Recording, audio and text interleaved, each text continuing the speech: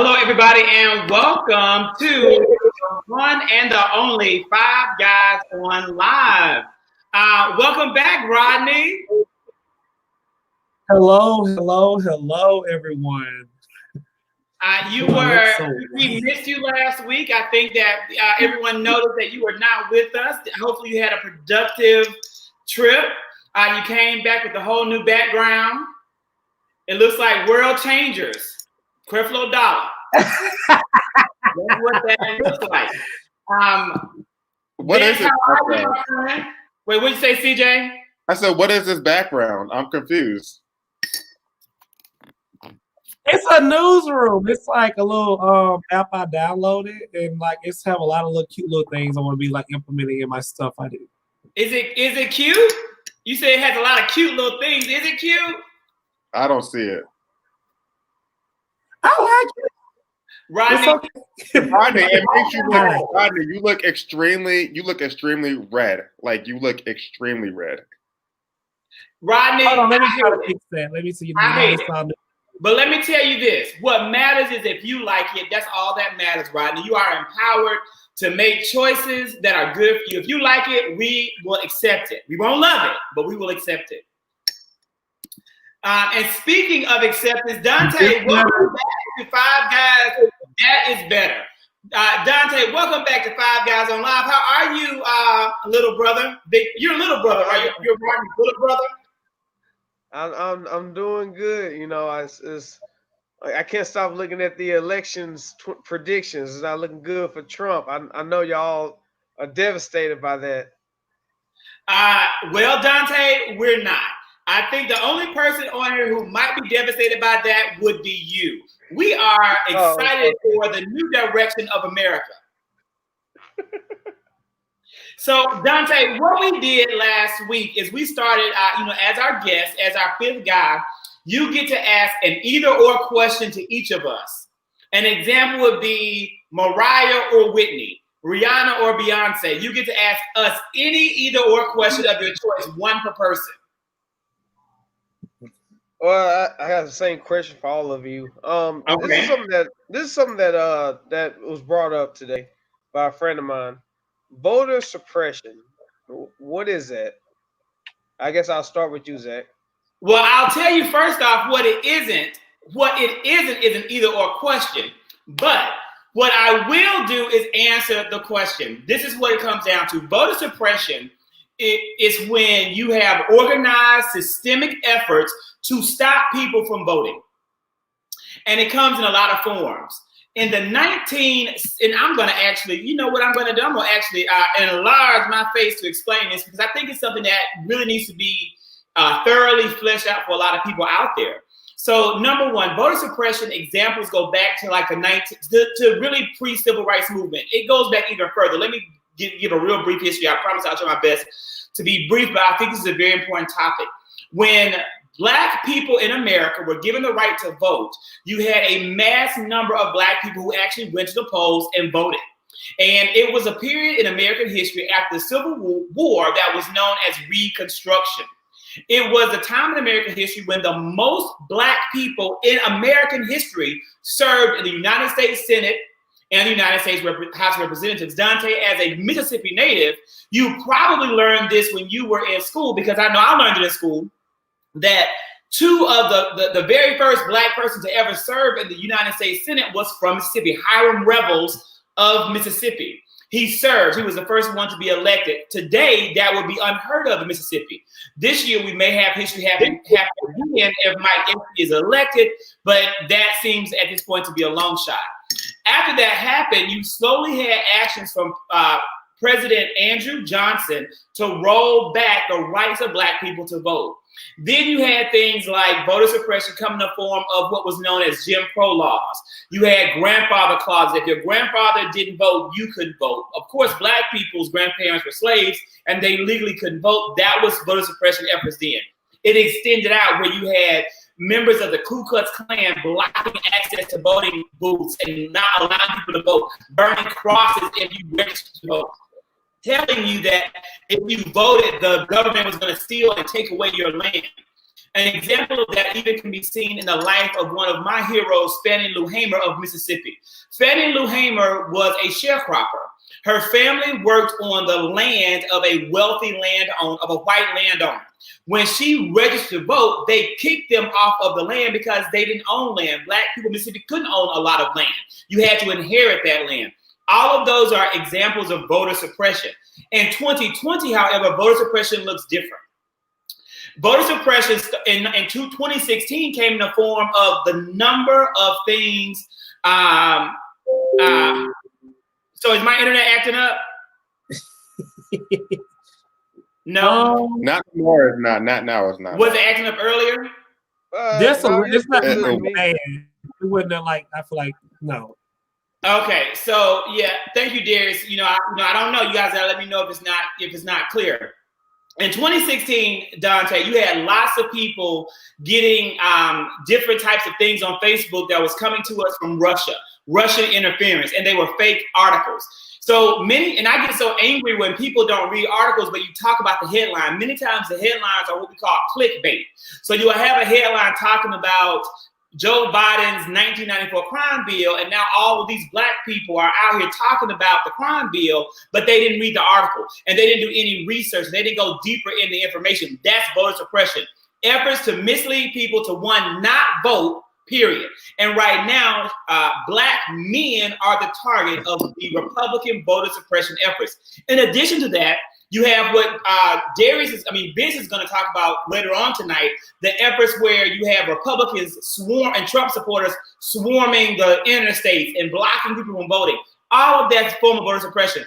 When Donald Trump told his Proud Boys to stand back and stand by, that's voter suppression, because it's meant to scare black people to not go and vote. It's meant to, and they're going to come with armed guns and weapons to scare you from exercising your democratic right in this nation. All of that is voter suppression. So I hope I explained that for you well, because I think it's a very important topic, and it's something I know personally very passionate about. Yes, you did. That's all I was just curious about. All right, I'm trying to ask different questions. I don't want to ask the same thing because Zach gave a good answer, so no sense asking it again. CJ, how do you feel about the Chinese government being in Africa? What do you think the outcome of that's going to be? I don't know nothing about that, so I can't even answer that question for you. I can't answer nothing about it, so I got nothing for you. And Dante, you are frozen. CJ frozen. CJ made his whole internet just shut down with that response. Shut down. Rodney, you look so red. He is sunburned. Rodney is sunburned. Now I know you saw his stories. He was at the beach. So that is the lobster effect of being sunburned. He is of fairer complexion. He is sunburned. There's nothing he can do about it. So quit making him feel bad, CJ. Am I that red, CJ?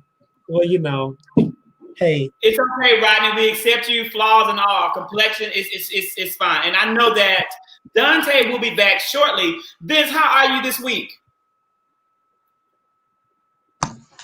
I'm doing well. I had a very busy last week. So today I rested, and I'm glad I rested. Feel like a brand new person once I woke up from this good mighty nap that I took. But it was doing Halloween. good. Now we're going to begin. Rodney just took a break. He went to probably put on some makeup because CJ made him feel bad about being sunburned. No. But if he would have put on sunscreen. But you know what, black people, this is really important too. This is very important as well. Black people, you need to wear sunscreen. A good friend of mine actually had skin cancer, black man when he was 24 years old. We do get skin cancer, wear sunscreen. I also want to say, I'm proud to now be #fit at 40 very soon. And so what I want to say to everybody is that we need to use lotion that has sunscreen in it. The older you get, the harsher it is on your skin. Go ahead and get into this skin. Get into that. You see that? You get into it. It's a little wrinkle here, but I do this and you don't see the wrinkle anymore. Look at this forehead. And when you look at my skin, I want to tell you the secret of the skin. It is the good sunscreen and the lotion. And I am not. Well, just to clear it up, I am not sunburned. I have some light skin I got to work with, and let's try to test them out. But thank you so much for caring about my sunburn. And I'm glad. Dante, are you ready for your next question? So let me tell you this. This is and hold up. Christian said fit in 40s. I didn't say that. I said fit at 40. I didn't say I was in the 40s. So let's back it up, bro. And so with but you are in your 40s though. I'm fit at 40. Okay. For all you know, I could be 35. You don't know. And so I know you're not 35, but it's all good. Candy, I do want to give a shout out to my friend Candy. Candy bought me this wonderful gift. Oh, I like that. And she's with us every single show. She is a big fan of the show. We love Candy. We love you. And I will say this: I will have for the entire Scorpio season as we represent and celebrate. And so we're not going to even look at these comments. Dante, what's your question for Rodney and for Vince? Thank you, Christian. That's a good friend. Remember when Rodney said he would not lie for a friend? A good friend holds you down. And this right here, that's what I'm talking about. That's a hold me down. That's what I'm taking way back. And I appreciate it. All right, Rodney, tell me something positive in this. Since we're in this crazy climate, I want to hear something positivity for once. Why can't you give me that one? Oh, you know what? Yeah, that's right, CJ. I never got to hear CJ answer when I asked him because the Chinese got my internet. So I want to ask him. He said he didn't know anything about it. That was the wrong person to ask. No, I'm saying the same question though. Just tell me something positive that happened. Positivity all around. You said something positive that's going on within the climate that we're in right now between the movement and the election and the pandemic. Well, just something positive that's in y'all lives, besides all this craziness. Something positive in my life, and I say for all of us, so we're all working, and we have not, been hit hard financially, due to the pandemic. I think people are still doing kind of well for the most part, and there's a lot of people that's actually not able to have the opportunity to work the way they want to, make the money that they want to. So, I know it's something positive within our group or whatever. And another thing positive is that we're going to have a new president tomorrow. All right. Kudos to that. Positive. I feel like I can say that we all are blessed in our endeavors that we're going through. I have a couple of things that's coming out. So despite of all this craziness with Trump and all these elections and things like that, I'm happy to say that my life is doing good during COVID-19. Okay, and Vince?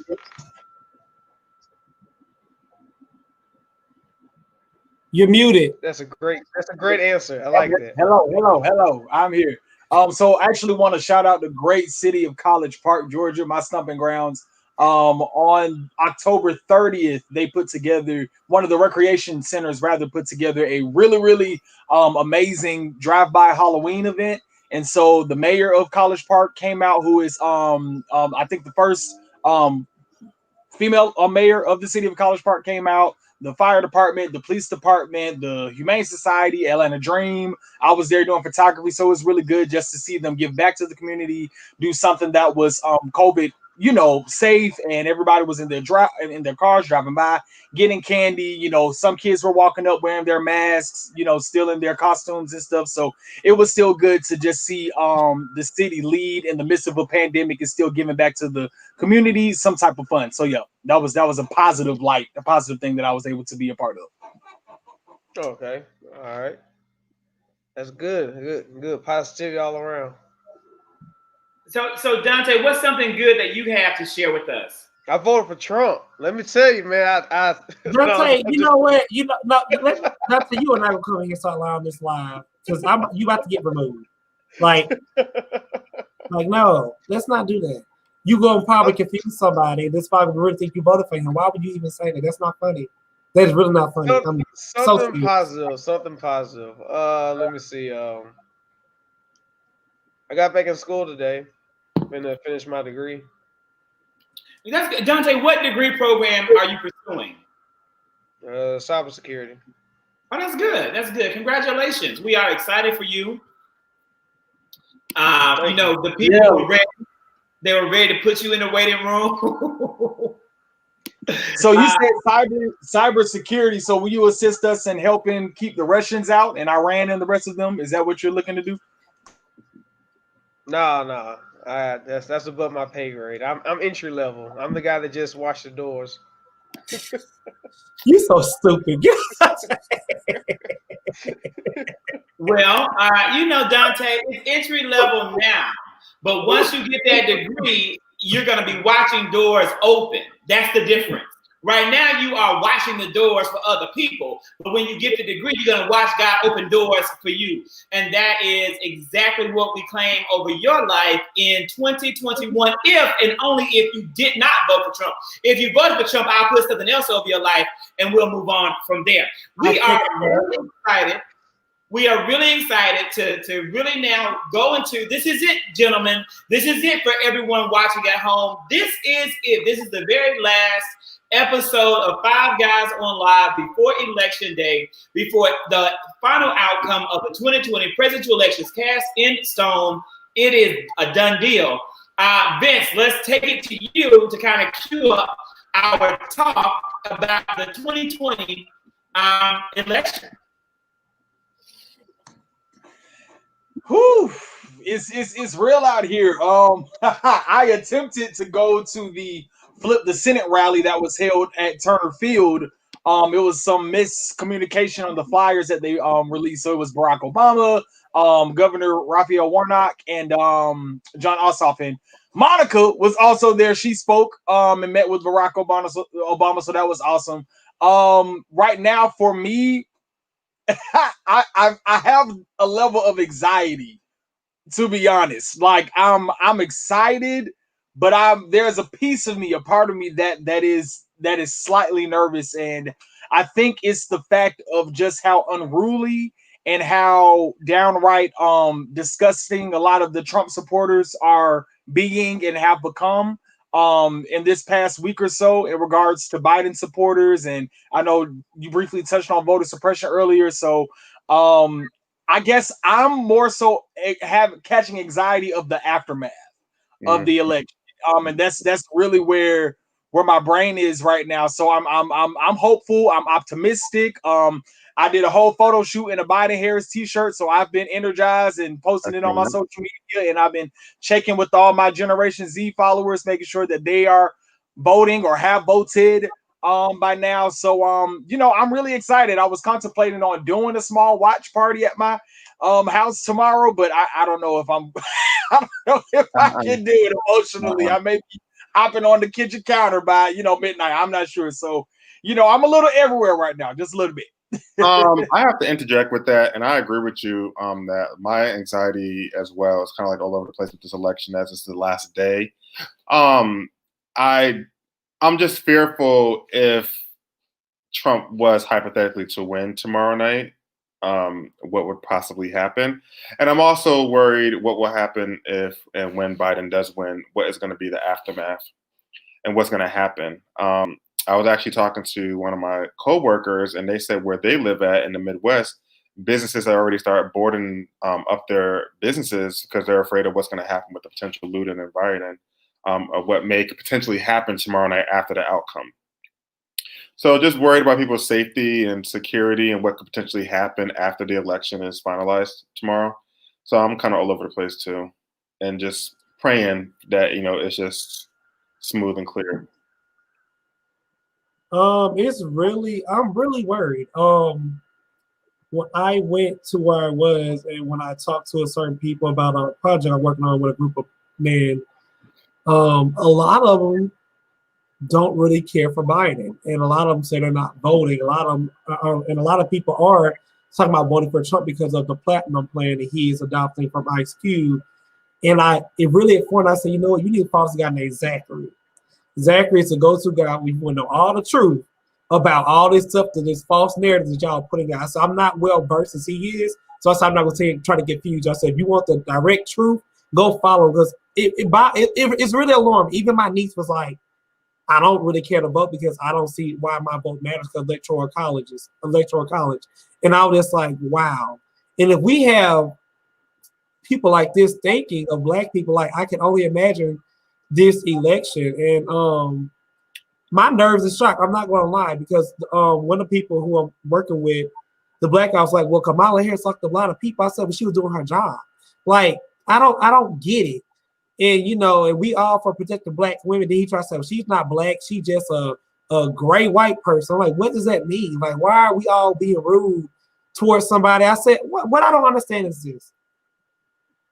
If Trump wasn't so damn crazy and did say outlandish things, he just wasn't so hateful and wanted to promote all this racism, I probably wouldn't really care about this election. But because I know what he stands for, whether he's faking it or not, I don't want a person like that running this country. It's like CJ said, a lot of people are scared. I know about 4 or 5 people brought guns just in case. Like, this is something serious. So when John tells like I voted for Trump, that's not funny to me.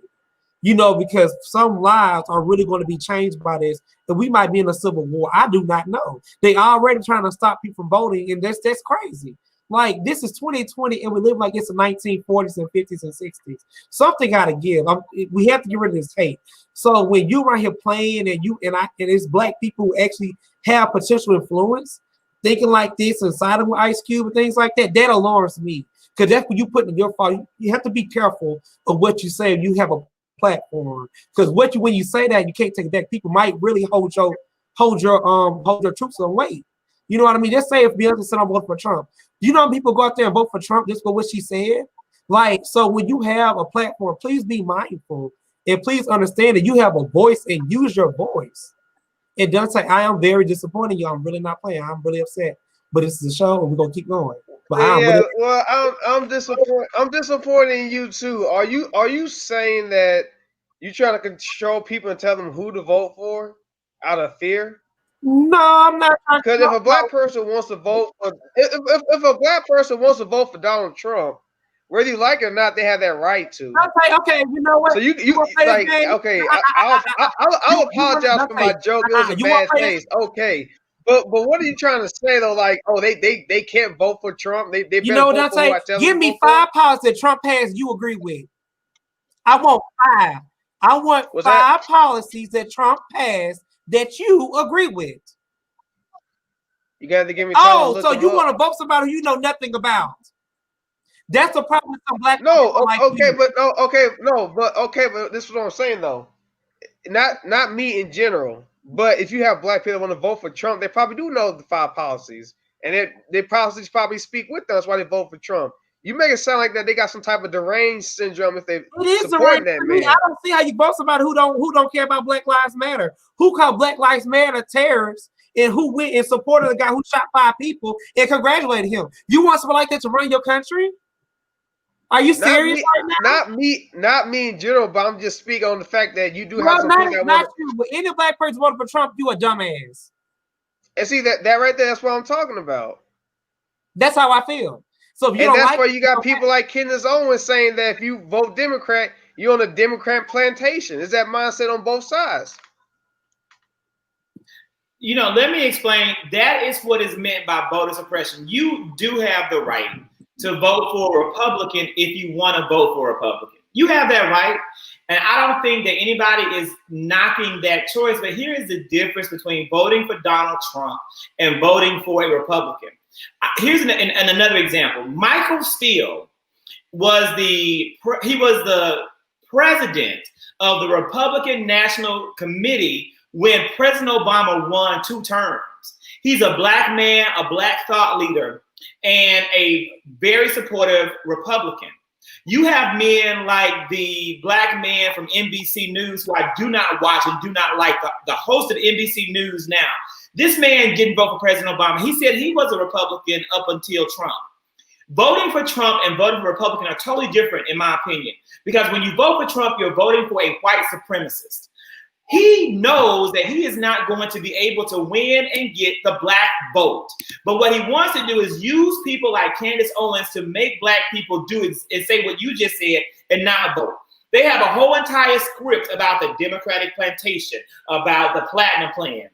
Here's what you tell Rodney, those people that bring up to you the Platinum Plan.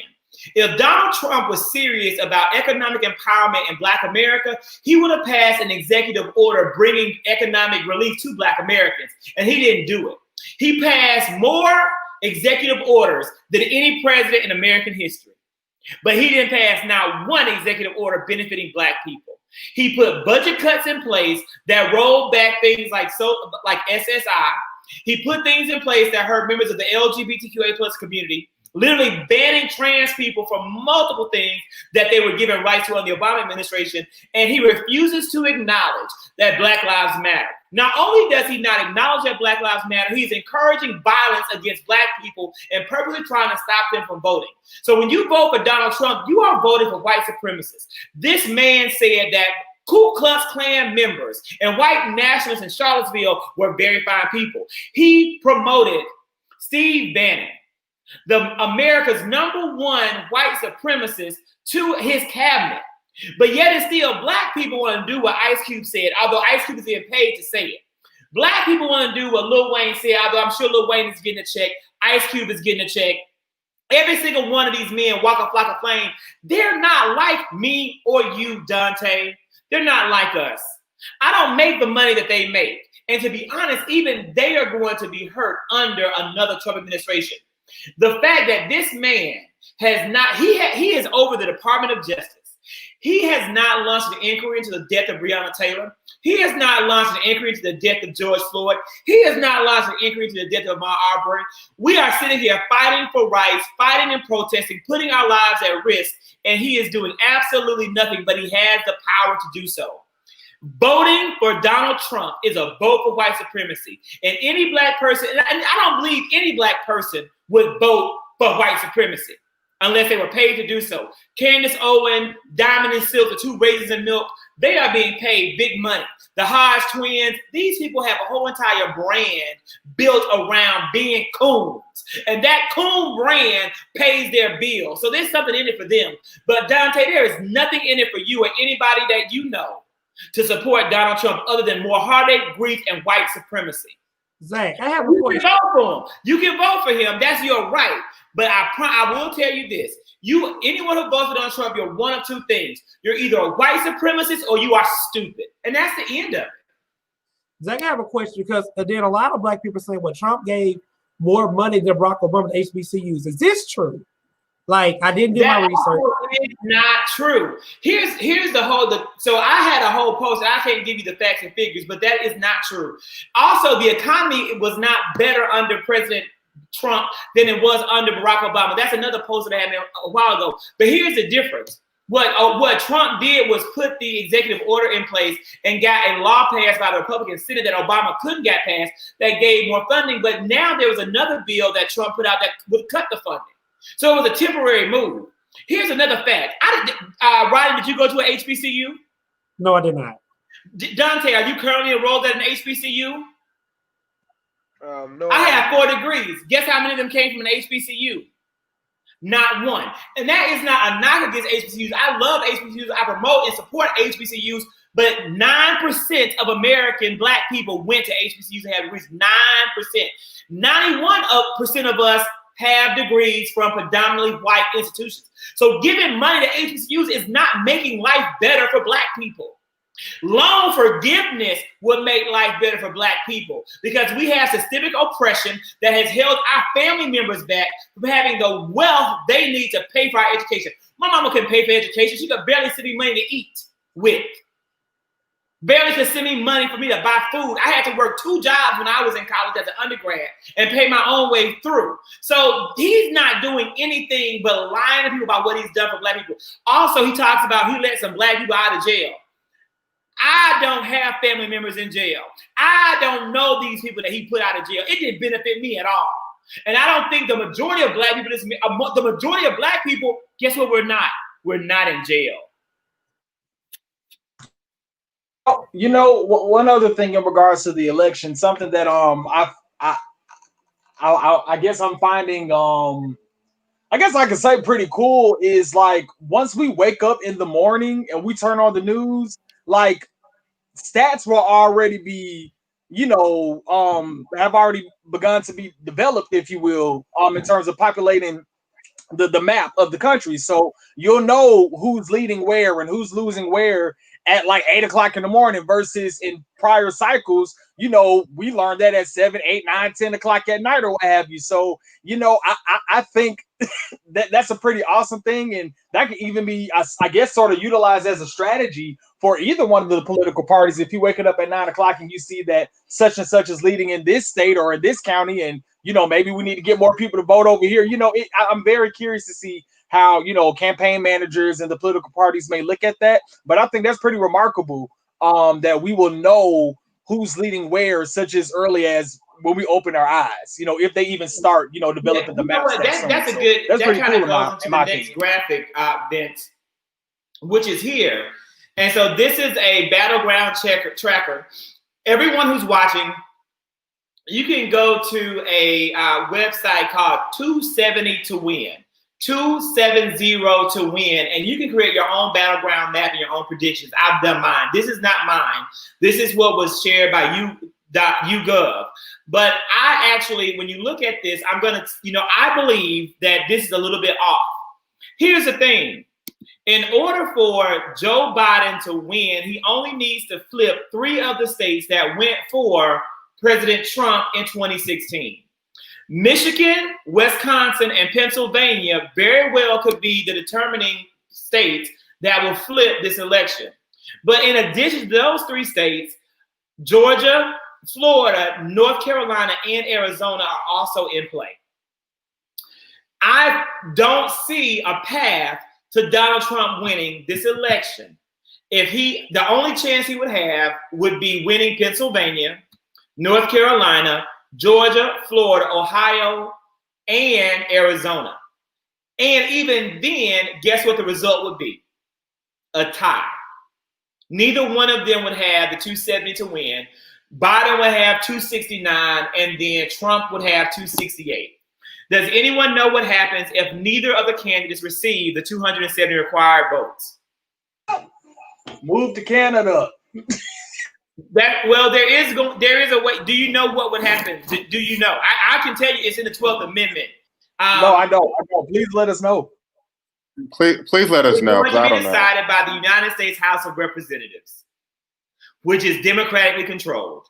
So I don't see any way that we will not have a President Biden and a Vice President Harris. The only way would be that these polls are absolutely incorrect.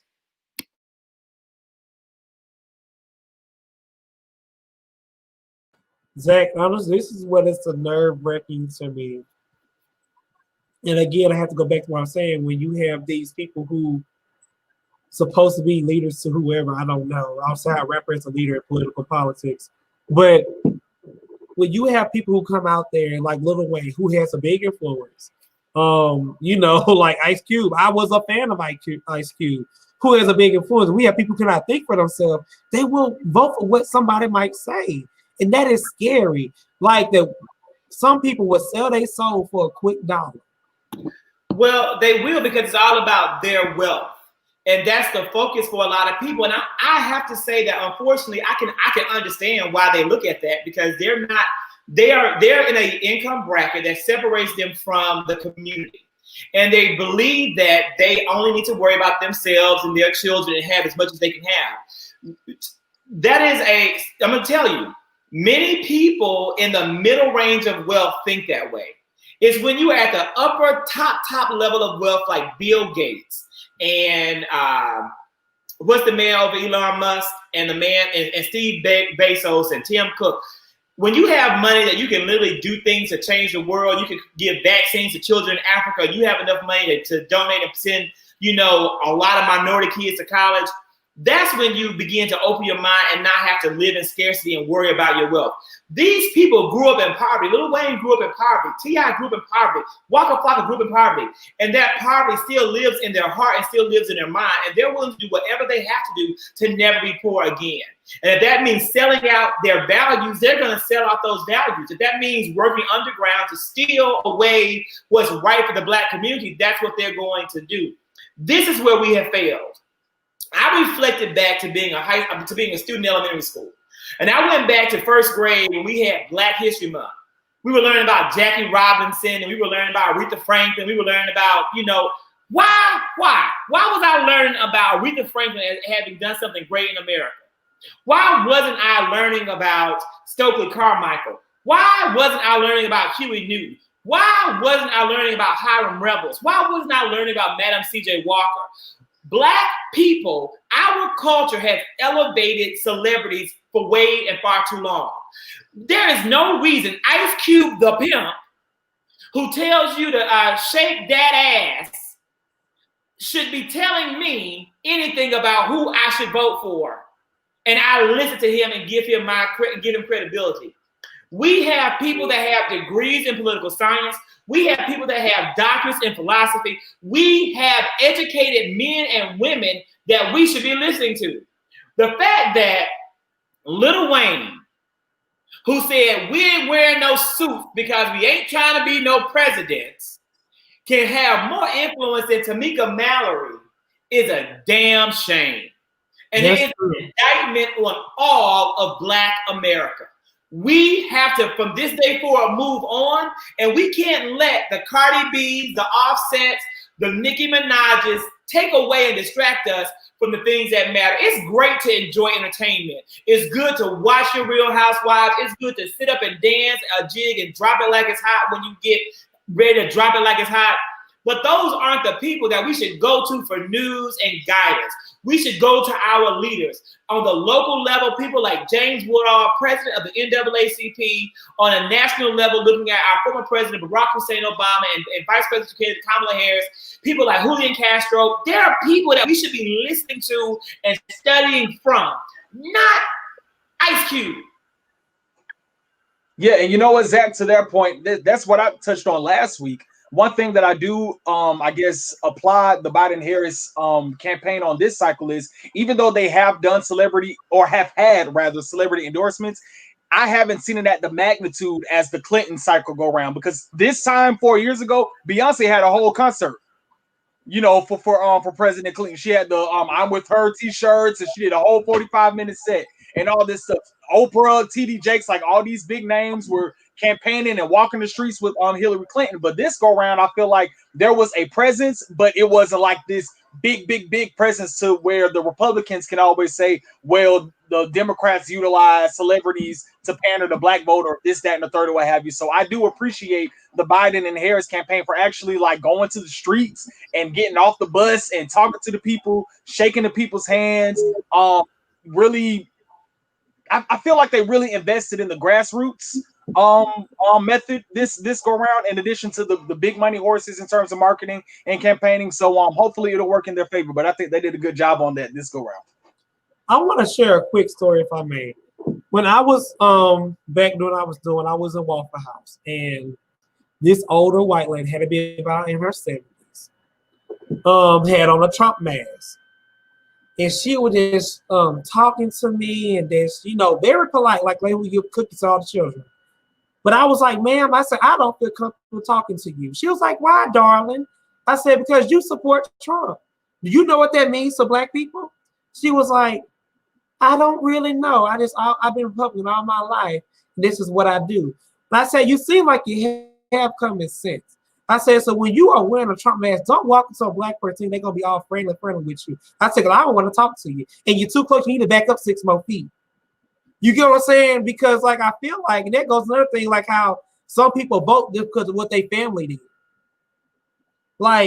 It's just very confusing. These are very confusing times. And like I said, I'm not like what Zach said. She came up to you, because she had came up to me in Waffle House. She would have been in tears. She would have been in tears. You don't even speak to me wearing a Trump, not me. Don't open your mouth to speak to me with anything on with Trump. I promise you, I am not the one to even speak to. Was actually was on. I wouldn't be too rude. I don't care if she was Methuselah coming up out the grave. You don't speak to me, Methuselah. Well, come on. But what I want to say is this, people. Like, I'm not against anyone, like Zach said, voting for a Republican. That's your issue. At the same time, you guys, when you really research what type of person Trump is, when you truly research, like when I just really sat down and looked at what this man promoted, this man is not for anybody. He is really for himself, and he would say anything, everything to sell and to win. And when a person is that damn greedy and they will pander to whoever they feel like they get votes from, that's a person you need to watch. You got this election is serious, and I let's hope that Five Guys Alive, we did a wonderful job of just trying to get you out to vote and think about who you're voting for, because this can affect a lot of people. And like what CJ said, I truly feel like it will be some type of war going on. I got me a gun. I didn't tell my mom and dad because they don't like guns. But at the same time, like I have to look out for myself and make sure that I'm protected. Because I'd be damned somebody walk in my house talking about go Trump, go Trump.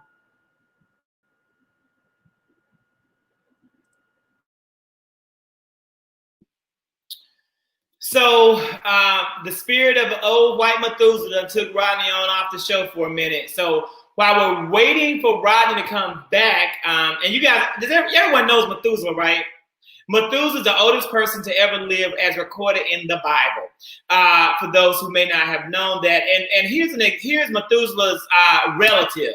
Methuselah's relative is right here, Vince. This is one of those Trump supporters gone wild. Methuselah approached Rodney at the Waffle House, and this man right here is, ready to make America great at a Trump rally. Vince, tell us what's happening with these Trump supporters going wild. You know what? It has been completely astonishing the way that the Trump supporters have been behaving. We've seen them just be very, of course, passionate and adamant about supporting Trump, but to the point where they are now just possibly, acting in very violent and putting violent manner and putting people's safety, in the way, or it's just terrible. So there's 3 instances that just really blew my mind. So the first one is at Savannah State University, which we all know, right, to be at HBCU. I want to say late last week, you had a group of Trump supporters show up. And this was the day before Jill Biden's visit to the university where she was speaking at or what have you. So they parked their cars on the campus, I want to say in front of the gym, because I've been to their campus before, and it was about 30 of them, maybe 25, 30 of them or so, and their kids waving Trump supporter flags. And we all can remember how we were in college, let alone me going to HBCU at FAMU, and I'm a freshman. Everybody's just lit. We just lit, and when they were met with the opposition, it really could have went left very, very fast. So they were chasing after the Trump supporters. You had a lot of the university students carrying around the Biden-Harris signs and F Trump, and the one person was waving the flag, and then one of the Trump supporters was like recording them as if he was trying to gain, like, well, you know how we do when we see something irregular, we want to document it on our phones. Like, that was that type of behavior. And then number 2, Zach, is what you mentioned earlier in the show. The Trump supporters that surrounded the Biden campaign bus in Texas, that possibly could have, or actually forcefully was trying to run it off the road, run it off the exit or what have you. Apparently Senator Harris was in Texas, though she was not on the bus or at that particular bus at that time. And me researching deeper into that study, apparently it has been a group of the same 12 cars that have been following this bus across the country. And so when Trump is confronted about it, what does he say? Well, there were very good people, and they were escorting the bus. And then my last thing that really bothered me was there's a MAGA store in California, make America Great Again store in California, and they're basically doing ballot harvesting So if you don't know what ballot harvesting is, it's the process of collecting fully filled out and signed ballots from voters and having a third party transport them to an official polling or drop-off location. That is what it's called, ballot harvesting. And that is illegal, I believe, in the state of California. And for that, the Secretary of State and the Attorney General of California actually sent the MAGA stores a cease and desist, or what have you. And this goes against what Trump was saying, because in April 2020, he released a tweet saying that ballot harvesting is rampant fraud, and we want pure ballots, we want ballots of integrity. But you have your own store, and people, like a lady was in the store and she recorded the people trying to sway the people that were shopping in the store. Hey, you can leave your ballots with us. We took the ballot to the precinct, but we can lock your ballot up in a safe in the back. And they're calling around and trying to get people to come vote in the store, bring their ballots in the store. So for me, my question that I want to pose to you all, first thing, me being alive on this earth, I've only witnessed Clinton, Bush, Obama, and now Trump. So I don't know. I don't know if this type of behavior and violence has ever happened in prior presidencies. So I'm curious to see if this is something that may have happened in the past, that people may be like, oh well, we've done that before, we've heard that before. And just your whole thoughts behind it. I've never seen anything like this. Like, this is just bad. So you have had, of course, instances like this in American history. Of course you have. You had presidents who had to take some brave stances in the right direction, like Truman. He's an example. When Truman won, he did some things that gave Black people and supported them in their efforts to vote. You had Lyndon Johnson, who was president after John F. Kennedy, who did not get reelected. He lost the nomination of his own party because of his support of civil rights. And even though he was a hardcore, stone cold racist, he was one of the most nastiest racists ever to serve in the presidency. To me, probably the only person more racist than Lyndon Johnson was Donald Trump. But he was a Democrat, and he was committed to the principles of what the party believed in, and he supported civil rights, not because he believed in it for himself, but because that's what the Democratic Party was saying was their platform, and he lived by the platform. So we've had instances like this, but we haven't had anything like this since the civil rights movement ended. The civil rights movement happened so we wouldn't have to do this again. So this wouldn't be the America that we grew up in. Our ancestors sacrificed everything so we wouldn't have to do and deal with this. And here we are dealing with it again. This did not happen when Jimmy Carter was elected. This did not happen when Ronald Reagan won election twice.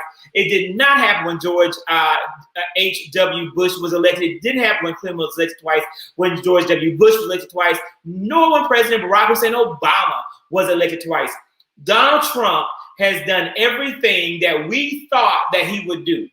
In my worst fears, so I have been politically involved since I want to say the year was 1984. I was a really brainy child sitting down, watching the news every day with my grandmother and great-grandmother, and God rest, today is the day my grandmother transitioned into heaven, into everlasting life. She died on this day in 2011. And she and I would sit down and watch the news almost every day. And we would talk about what I was seeing on the news.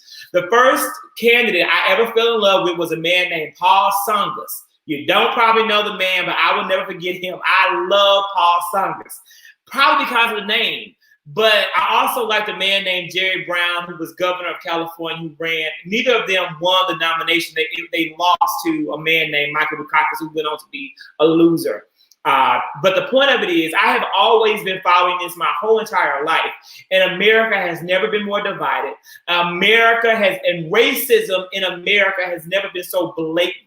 And so, and something you can be proud of in the way that it is now. And for anyone who thinks that America is improving, they are misled and they are absolutely delusional.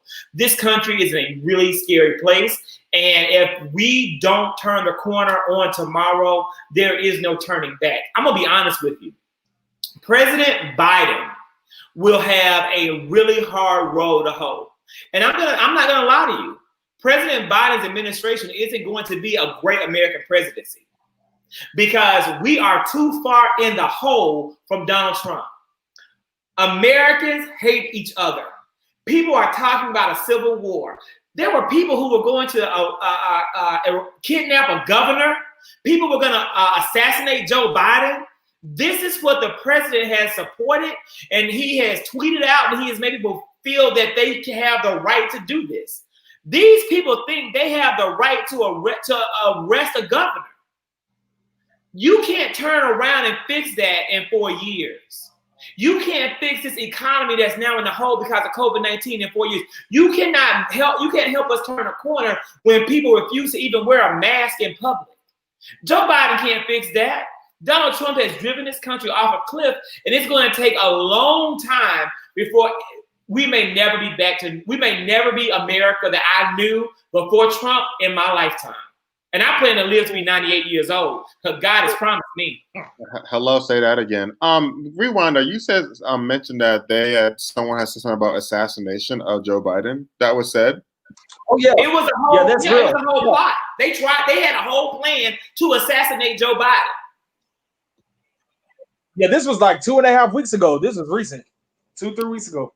So I got questions, Zach. So what exactly do you think? Because I'm hearing what you're saying, but it sounds a little bit of fear mongering, if you don't mind. Like the Civil War talk. You honestly believe that that's gonna happen if Joe Biden wins? Like the country's gonna go in an array or something like that? Dante, hold on. Hold on. The whole concept of the Civil War came from the Trump supporters. This is what they are saying. I didn't say that. They said that.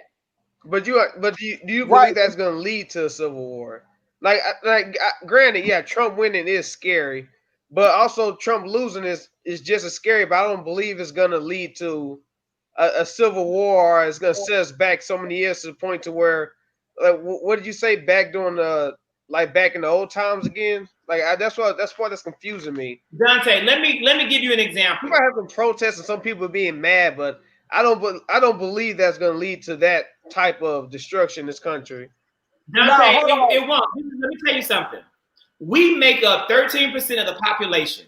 These white people and the number of guns they have stockpiled, if they choose to wage war against black people in America right now, we won't have a chance because we don't make up enough of the population to have a chance. They could wipe us out tomorrow like they wiped out Greenwood in Oklahoma. And that's what's at risk. And you can say that fear-mongering if you want to, but that is what these white supremacists are saying every day on the internet. Let me, like when Vince talked about the bus with the bus in Texas, do you realize that these white supremacists have underground organizations that plan and plot to overthrow the government, that are planning a war of their own, not a civil war, Dante, but a war nonetheless if Joe Biden wins. They have a plan ready to go. Running that bus off the road was a part of the plan. Today, do you know that on the interstate in Houston, they blocked the interstate? People were going to vote, and they had caravans, and they just stopped in the middle of the road.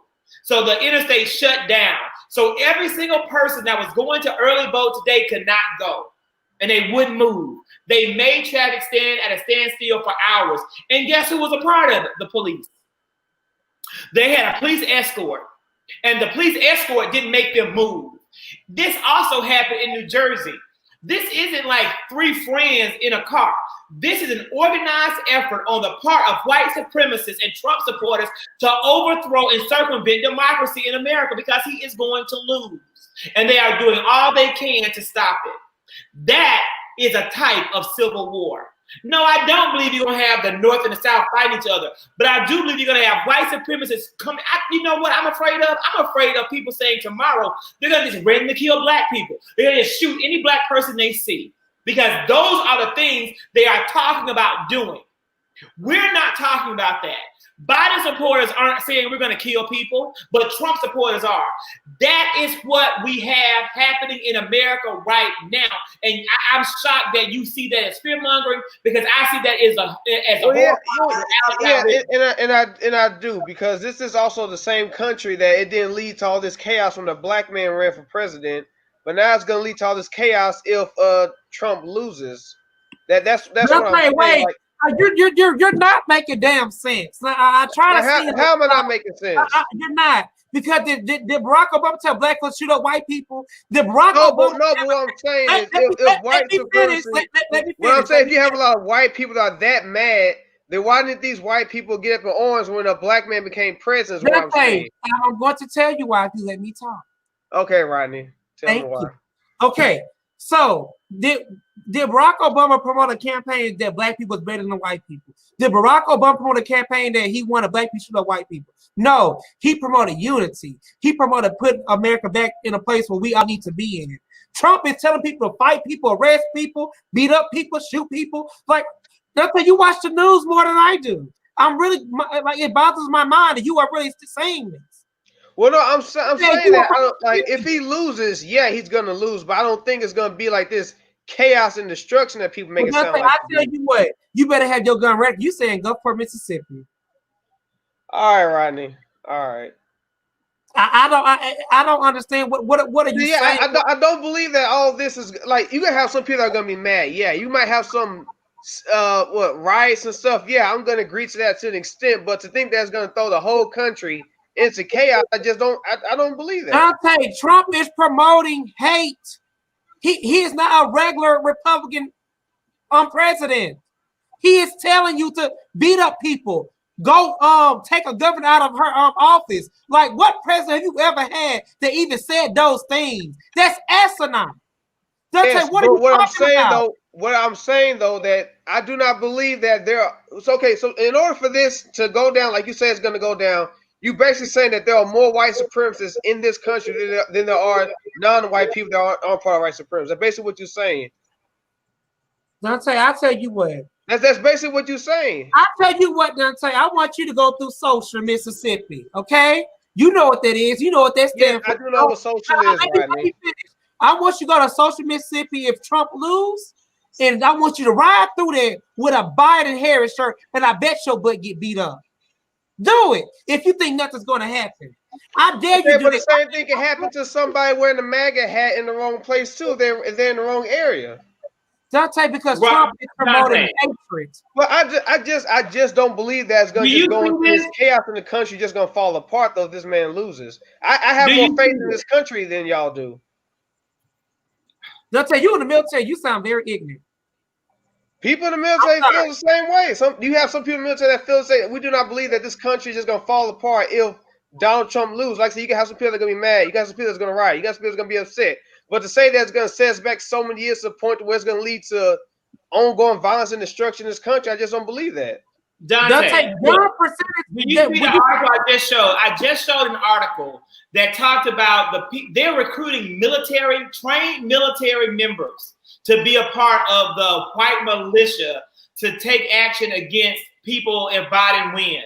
Did you see the article? Like, it's right there. They have recruited these white supremacists and they have grown their network. Stacey said, but here's what he said. Obama, McCain, and even Rodney ran campaigns rooted in decency. Trump is not doing that. He is not decent. He is cheering on the chaos, and he is telling his followers to think and act differently than what other leaders have done.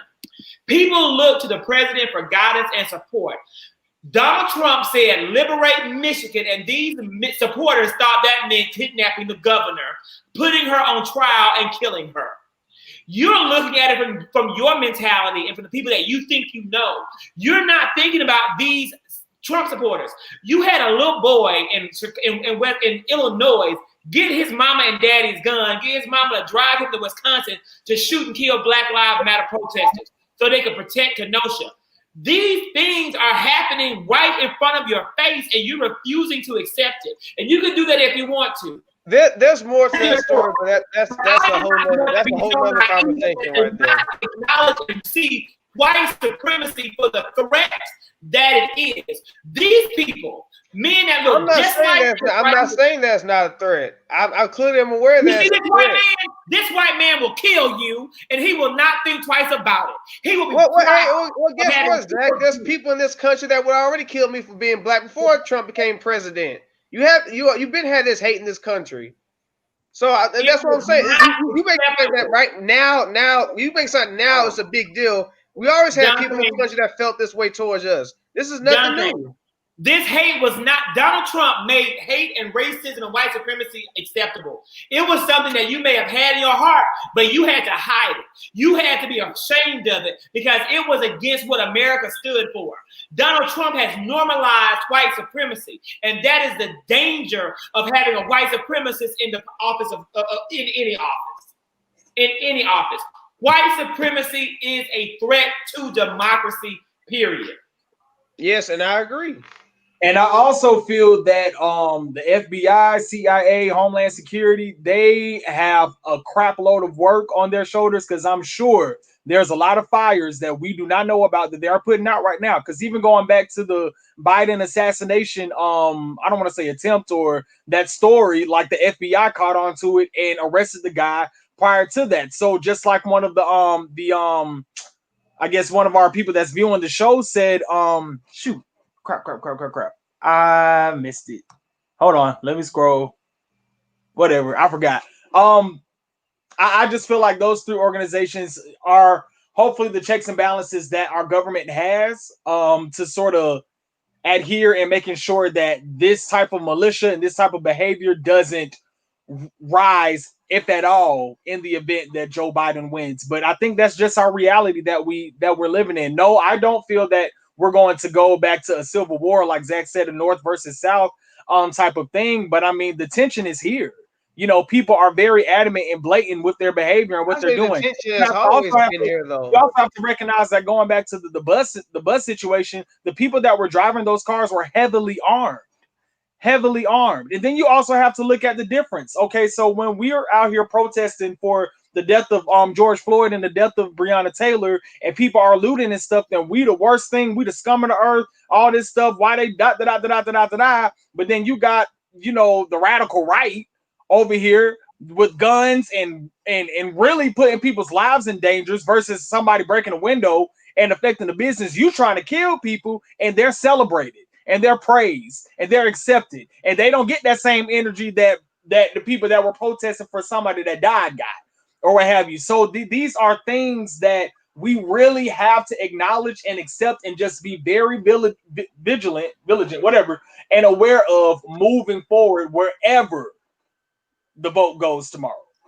Dante, and the fact that you see people stopping traffic in Houston, Texas, and the fact that you had a police officer even trying to break that up, that is where this country is at right now. Do you not understand it? Like Zach said, we are not the majority in America. So let's just say white folks got a van and they blocked every goddamn exit to the voter poll. What we gonna do? So these okay, but this is what I'm saying though. These are the same white people, some of them that voted for Barack Obama to be president. Let's be honest, they did. And now all of a sudden, they're now the majority of them have turned into white supremacists. Dante, that's not what I'm saying. No one said that's what you make it sound that now that Dante, you make it sound that there's more white supremacists in this country than ever, and they're all gonna just get together and just attack the moment this man loses. We know he's going to lose, but I don't believe it's going to lead to. Dante, I didn't say anything. This is not you know what? This is less than 1% of white people in America. So let me go on record and say that this is not the majority of white people. This is a small faction of radicalized terrorists. And you had 11 men attack the United States on September the 11th. They did not represent the majority of the Islamic world. They represented a small faction of terrorists. The same small faction of white terrorists are the ones that I am concerned about waging a war in America. But it only takes one bullet to take my life. It takes one bullet to take my life, and that is my concern. This is not behavior that was normalized and accepted prior to Trump, and that is the whole argument that I'm making. I understand that it is a whole. I grew up in the same Mississippi you grew up in, and we want to heal the world. We want to black and white. We want to hold hands, and we want to believe in unity. But it is a different day in America, and we need to be aware of that and be on guard. We must move on to the next topic, and I'm gonna tell y'all right now, people dying. And I'm gonna tell you, it's not just that they're dying because of the white supremacy, because white supremacy is gonna kill them, because hate is gonna make them have a heart attack and a stroke and die, gonna take them out of here just like that. But they're also dying because of COVID-19. we found out in a brand new Stanford study that over 30,000 cases of COVID-19 came from summer Trump rallies. In addition to there being over 30,000 known cases of COVID-19 coming from Trump rallies, we know that we have at least 700 deaths that have resulted in the Trump rallies. This is not news that I think is going to impact the election, but I do believe that if people knew this, it might have an impact on the election. Gentlemen, what do you think about the Trump rallies and the fact that we now know through the contract tracing that they really were the super spreader events that we have seen on the news? I'm really not shocked. But I want to say real quick before we move on to this. I want you guys to watch a show on Hulu called Handmaid's Tales. It's the best show I have ever watched in my life, and you see how America can really go that way. But as far as Trump rallies, I'm not shocked. I mean, Zach, Trump didn't care about the virus. Trump didn't even care about people wearing a mask. So I'm not surprised. All I can say, you guys, is this: please vote tomorrow.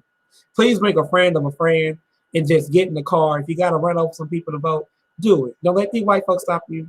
Go vote, and vote like your life is depend on it, because this is a serious matter.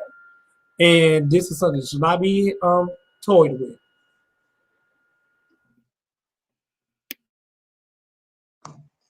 Okay, so I'll go. For me, Zach, reading this article, it goes back to what we were talking about in regards to Justice Amy Coney Barrett, in regards to her being an originalist. I actually had to go research and find the viewpoint of Trump supporters and COVID. And so Time Magazine interviewed this woman by the name of Miss Karen Darga. She attended a Trump rally in Michigan, I think back in June or July. And this is her quote. "I know that he chose not to wear his mask and went to different events, and that was his choice," she said.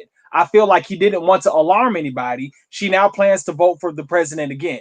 I'm optimistic," she said. "It isn't going to change much." Also, earlier in the article, they also said, we take strong. Well, this is, I guess, somebody from the Trump campaign. Americans have the right to gather under the First Amendment to hear from the President of the United States. It goes back to the GOP. They are originalists. They don't care about safety precautions. They don't care about human decency and empathy and trying to protect each other and wearing masks and stuff like that. If this is what the Constitution says, if this is what the First Amendment says, and I'm protected by it, so I don't really give a flip about this, that, and the third. So unfortunately, the Constitution, they are protected by it, but the fact that people are failing to operate in human decency and have affected so many lives, like you said, 700 deaths right now. We've had over 9 million cases of corona, and we just hit another spike late last week or what have you. He also threatened to fire Dr. Fauci today. That's what Trump said, and and stuff. So it's just like it's not shocking, but it's just so sad that we have a group of Americans that feel this way and that are living by this. Like, human decency is completely out the window for them, and it's sad. It's so sad. When you look at this picture, look at this. I just want to take a moment. All of these people, you see maybe 10 masks in the crowd, but what you don't see are Black people. I want to say that the whole notion that Black people support Donald Trump all over America is so fictitious. There are some Black people that support him, and that is their right, but it is not the numbers that they want you to think. They want to normalize Black people voting for Trump. If Black people are not paid to be there, guess where they're not going to be? There. If they're not being paid to be there as paid actors, they are not at these rallies risking their lives. So I really think that we're going to see a big surprise to find that the Black voter turnout for Donald Trump is lower in 2020 than it even was in 2016. Mm-hmm. And also, if I may add one more thing, another thing that just speaks volumes to me in regards to the presidency, this is how I honestly feel. I feel that Trump has brilliantly dug up a base that has been neglected, that has been pushed aside, that they have, for decades on decades have just been smothered underground. And now that he has found this base of, you know, the middle America, the white supremacists, the people that have hate in their heart and stuff like that. He's definitely catered to them, but I really don't think he actually gives a flip about them either, because there's been many Trump rallies where these people, specifically the Trump rally that happened last week in Omaha, Nebraska, where he left them stranded in like 30-20 degree weather. Like they were on a dirt road, the buses couldn't get to them, nothing like that. I feel like there was another rally that happened in Macon last week where he left his own people stranded as well. So it's like, yo, the person you coming to support, the person that you got the back, that you have the back of, they leaving y'all high and dry. And in addition to COVID, you up here putting yourself at risk to any other thing dealing with the weather elements. I mean, Hurricane Zeta was flying through Georgia around the time that Macon Trump rally hit, or what have you, and y'all just outside scattered about, stranded, can't get nowhere fast. And the president is on his chopper going to the next destination. And ain't said nothing to y'all. Post that. Ain't no apology, ain't no nothing. So I just think the loyalists, they have just this amazing, astonishing amount of loyalty with this man. But for me, at the end of the day, hate supersedes any other emotional capacity at this point. That is what they are truly showing. You know, I agree. You know, that takes us now really, you know, to our next topic. And Rodney, we had, you know, Hurricane Zeta came on through. Hurricane Zeta was I was on the Gulf Coast at the time. And you know, me thinking that it's just a hurricane, a level 1 hurricane, it's not doing any damage. Not remembering that the coast is not even built back to what it was pre-Hurricane Katrina. And to be honest, Gulfport was not hit by a major hurricane since Hurricane Katrina in 2005. Is that correct, Dante? Was it 2005? Yes, that's correct. Okay. And I mean, it tore up the Gulf Coast. I feel like past Christian, Mississippi on back going towards New Orleans is destroyed. People are without power. Over 2.1 million people said their power is not going to be on until November the 6th. And it was just it was just horrible. And I just pray that we can come up with a better system and backup generators for people without power. Because I have a grandmother who is 84 years old who has Alzheimer's, and you know she can't be without power like that. Like it should be a necessity. So I want to encourage everyone to like at least invest in a generator. Like don't say well, I know you have power now but how long were you without power at mom and dad's house? We didn't have power for 5 days. No, Yeah, I'm sorry, 4 days. We didn't have power for 4 days. Yeah, it was horrible. That hurricane tore up a lot of stuff. It knocked down a lot of trees, and you know you can't stop a hurricane. But I just wish that we had more preparation when it came to hurricanes, because that's horrible. Like I was upset. I was like, I'm not used to this. I don't want to come back to this. Like I remember, like this was the main reason why I moved from the Gulf Coast was because of a hurricane.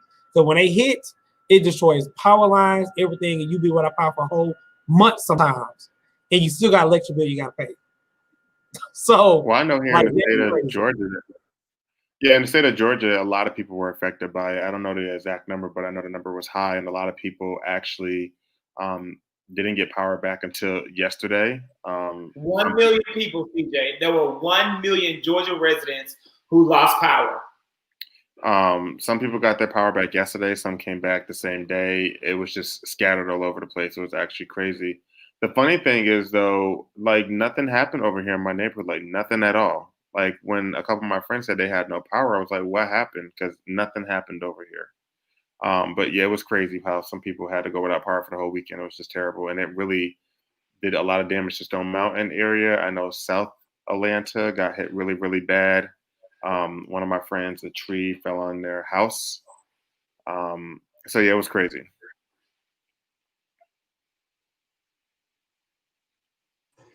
Yeah, I in this area, you know, I stay in the Cumberland area. I feel like half of like Marietta, Atlanta-ish, this side of town got affected.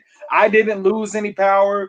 I slept through the storm actually, but when I walked out of my house that morning, just you would have thought a tornado must have blew through my neighborhood because it was so much debris everywhere. I was like, this must have been really bad. So me researching on the storm, once it got to Atlanta, it was mostly just the power of the wind. Like it really wasn't a lot of thunder and lightning and stuff like that, but just the wind speed and the wind power was so aggressive and so abrasive that definitely contributed to the power outages. And I know Mayor Keisha Lance Bottom, she just maybe a day or two ago did declare the state of emergency for Atlanta to assist people in the power outage and their struggle and making sure that they get where they need to go. Get where they need to go, get what they need to have. But I do also have to but I do agree with what you said, Rodney, in regards to, I guess, hurricane relief or hurricane protection. I know it's difficult to really sort of control that, if you will, especially when you are an inland city. I know the coastal cities have precautions and levees and things that they have, the sandbags and those routines, but inland cities is sort of like, I don't want to say hit or miss, but sometimes we can be affected. Because I think they said Atlanta, the last time we were heavily affected by a hurricane was like 2018 with Hurricane Michael, I believe. So, it's sort of like, do you invest? Okay, so let's put this out there. If I am a mayor of an inland city, do I invest in hurricane relief and hurricane protection plans if my city only get hits like once every 3 years? Like, should that be a priority? Or because then it's like, then if it's not a priority in the event that you do get hit and you got over 1 million people affected and stranded over close to a whole week now, does that really suck for them as well when it could have been prevented? Or, so maybe that's something to look at. I don't know. It's not a mayoral or city issue. The issue is about infrastructure, and it's a statewide issue that needs to have been addressed a long time ago by our Republican-led government.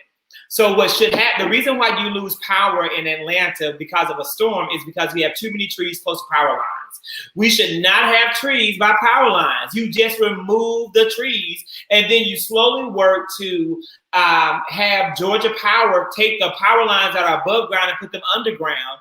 And that will take a lot of money, but you have to invest that money to improve your infrastructure. It's also going to create lots of new jobs. So then you're going to have a lot of people getting jobs in the power industry to make this happen. That is what needs to happen. The reason why you guys didn't experience the outages is because you guys live in areas that are closer, that are more cityfied. I lost power at 5 a.m. and didn't get it back until Saturday. 5 a.m. Thursday, didn't get it back to Saturday evening, and didn't get cable and internet service back until much later. But again, you have to look, and this was the case for homeowners in Alpharetta. It was the case for homeowners in Decatur. It was a case of homeowners in Fairburn. So the closer you are to the city, and not because you're in the city, but because you're close to hospitals. When you live in a certain vicinity around hospitals, nursing homes, you're more likely to already have the infrastructure needs you need met. They already don't have the trees by the power lines. They already have the underground lines. They already have, if you lose power, immediately going to get that back because you have people that depend on it. You also, if you live in a neighborhood where you have elderly people or sick people that depend on the electricity for life-saving measures, they're going to be also prioritized in getting their lights back. So I noticed that my old neighborhood lost power. My new neighborhood lost power. My old neighborhood was back online quick, but I do know that my old neighborhood is not far from a nursing home. There's a nursing home within 3 miles, whereas at my new house, I don't think that's the case. So we were without power for a lot longer. We were probably lower on the power line to get it fixed. Generators and things like that, I hate to say it, but that's a personal privilege. That's like an expense that you can, having power is a luxury. Having these benefits of first world problems. So, your generator is your own personal problem. I don't think I'm going to spend my personal money to buy a generator. I lost power for 3 days. I threw all my food out. Nothing could be salvaged. All of it had to be thrown out. But am I willing to pay $5,000 to $12,000 for a generator when this happens again? I don't know if I am. Maybe, I don't know if they had to throw all the food out at Umi Sushi, but I hope that soon they will, because they need to shut down. CJ, tell us about Umi Sushi. Oh, here we go. Yeah. So a couple that goes to Umi Sushi, and they've been going and supporting it for a very long time, even through the COVID situation, pandemic, had experienced some discrimination last Wednesday. They had reservations at 5:15 to go and eat sushi, and they were escorted out because they did not meet the dress code requirements. From the couple, they said they came there plenty of times with sneakers on and jeans and never had an issue. The couple even therefore went to go in the statement and say that they didn't mind being escorted, but the reason why they got upset and offended by being escorted because they caught another guest that had on tennis shoes. And I'm assuming the guest was a white person. It was a Karen. And to furthermore, the owner, Rashid, said that it was completely an operational mistake on their end. And when they got upset, they should have investigated it instead of just escorting them out. And they said that they didn't think that was going to go all over the news like this. They never want to make anyone feel that they can't go certain places, and it won't happen again.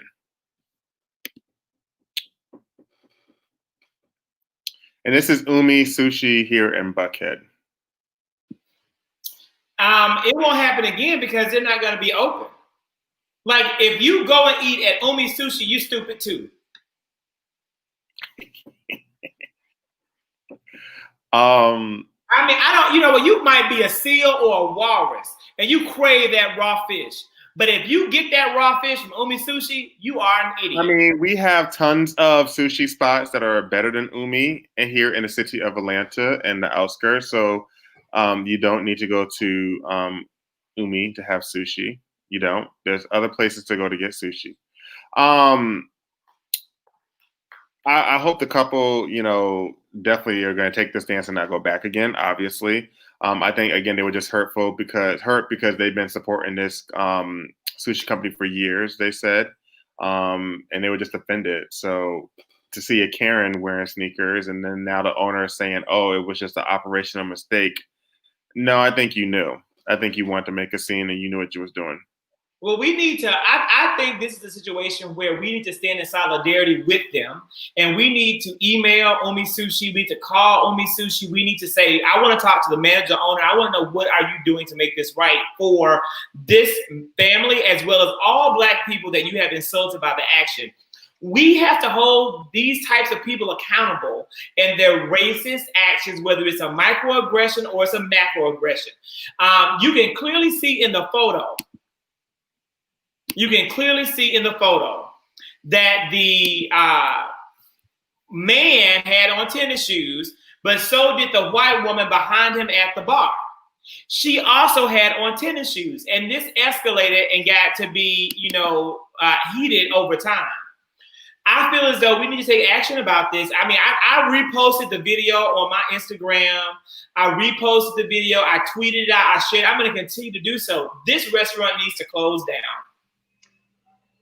I say let's just not spend your money there. I think it's great. Let me know you don't like me. I'll take my money elsewhere. I think it's great. I've never been there before, and I plan not to go. And I agree with Zach. We should reach out to the owner. Harshid is his name. Is the owner, and I think some things need to be done. That was completely unacceptable, especially in this time and age what we're going through, and the fact that the person was right next to you. Like, there's no way you missed that, especially when they were telling you. I guess for me, and this is just me just thinking, if it's a rule to say I'm not supposed to wear tennis shoes or whatever, if it's like clearly the rule of this establishment, and you are coming there to be combative. That's just how I feel. If it's a rule in this restaurant, you don't wear tennis shoes or certain type of clothing, why are you wearing this thing? Well, let me stop you there, Rodney. I'm just saying. Let me finish. So, with that being said, if I go into like STK, they say do not wear tennis shoes, STK.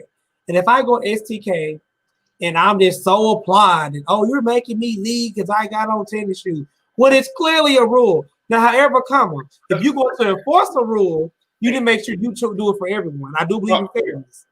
But that's not the case here. What if they say don't wear skin tight pants? Well, I won't be allowed a lot of places because I show this body. but honestly, like I'm just being for like when people when these type of situations come up, I'll be like, well, should I really feel bad for you when you literally broke Okay, I'm definitely about to interrupt you right now because first of all, they weren't being combative, okay? Second of all, this is a couple that's been supporting this company since the beginning of time. I don't care if the rule though. They've been supporting them from the beginning of time, and they also support them in the midst of this pandemic when business was not as great for them, okay? It's a rule. And this is not the first time that they went in with sneakers and jeans. So again, if he's a regular customer, okay, he's supporting his establishment. It's not okay. The rules are bypassing him because he's black. But again, I'm not thinking nothing. If I come to your establishment on several occasions and I have wore jeans and sneakers on several occasions, and you never say nothing to me, and obviously you know who I am because I come here often.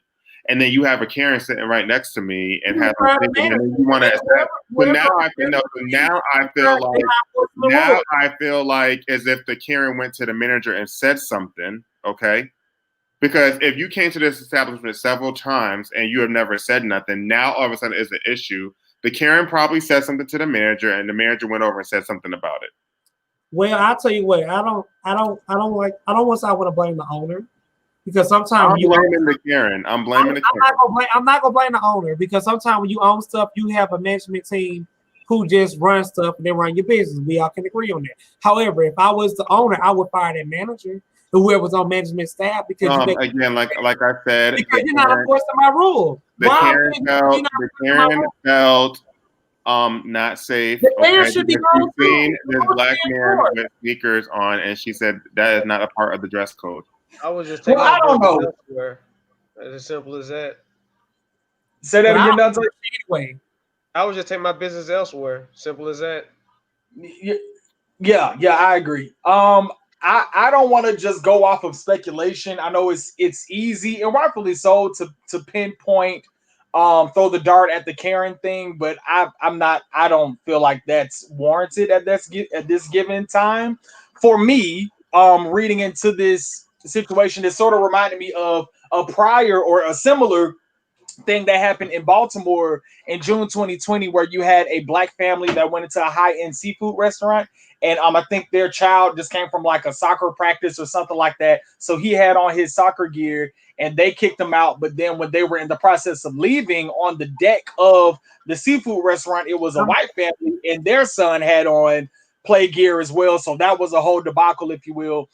For me, coming from an operational standpoint, I feel like it so matters that you have consistency in your team and that this rule is enforced many times. Because even me, when I worked in the entertainment restaurant kind of thing, when I was like in my early 20s and I was assistant manager, or what have you, like you have things where certain managers or certain staff members will allow something, and then you do a shift change, and then you see the thing that they allowed, you come in and try to correct it, and then they're like, well, this person let me in doing it and stuff like that. So now, I got to adhere to what the rule is. Now I got to have an argument with the customer because, you've been in here for 2 hours. Then I got to write this person up because you knew you were supposed to do this, but you did this because it was slow when you initially came in, when she came in. So da-da-da-da-da-da. I just feel like on an operational standpoint, it needs to be consistency, period, point blank.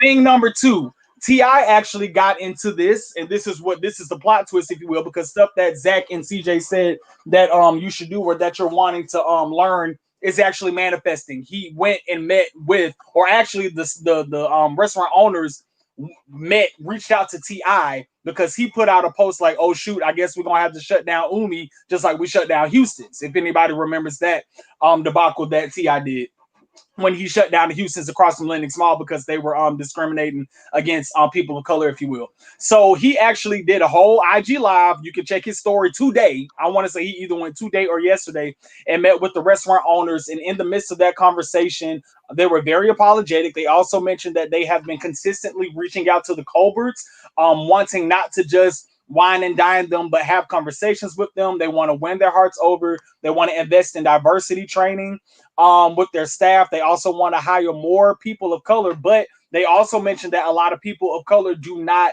apply at their restaurants. So T.I. was very adamant of, hey, people of color, they, black and brown people come up here, they're hiring, this, that, and the third.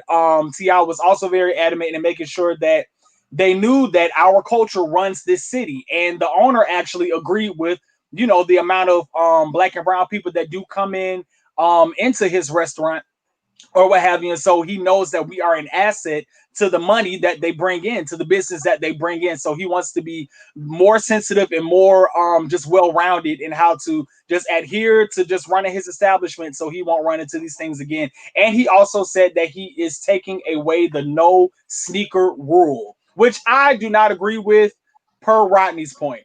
Because I also feel like, just like you said, the STK situation, I don't feel like all restaurants, you don't have to I don't feel like you don't have to remove your standard of what you wanted your creation to be. If you wanted your creation to be a high-end restaurant, if you want people to dress up in a suit, whatever the case is, then you have the right to do that.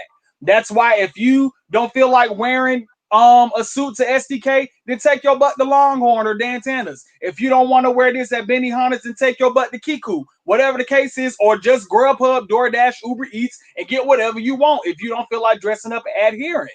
That's how I feel. Maybe you may have to publicize, because there was even a situation I had with Houston's, personally, the one across from Benihana's, where the sign that no hats allowed was like in the crooks and the crevice of the restaurant. I just had on a dad hat. I didn't mind taking it off, but the lady, she was very like low-key aggressive. Hey, you cannot wear a hat in here. And I was like, well, shoot, I didn't see a sign. I don't mind taking it off, but my bad. So maybe that's, in terms of an operational standpoint, you may have to blow up the sign a little bit larger. I was just there last week, actually. I was just at Houston's last Tuesday. Okay. I think there's many sides to it, but in terms of just the Atlanta perspective, the black community perspective, T.I. got his hands on it. They had I thought was a decent conversation. So now it's just time to hold them accountable, and see if they're consistent by what they said that they are planning to do. So first, I'm thankful that T.I. did that. That's great, but there is no coming back to this restaurant in my eyes. I want them to shut down. That's me. I'm never gonna eat sushi. I hope nobody ever eats. Should we shut down the other restaurant that you didn't want to mention months ago? They did not discriminate against people. It is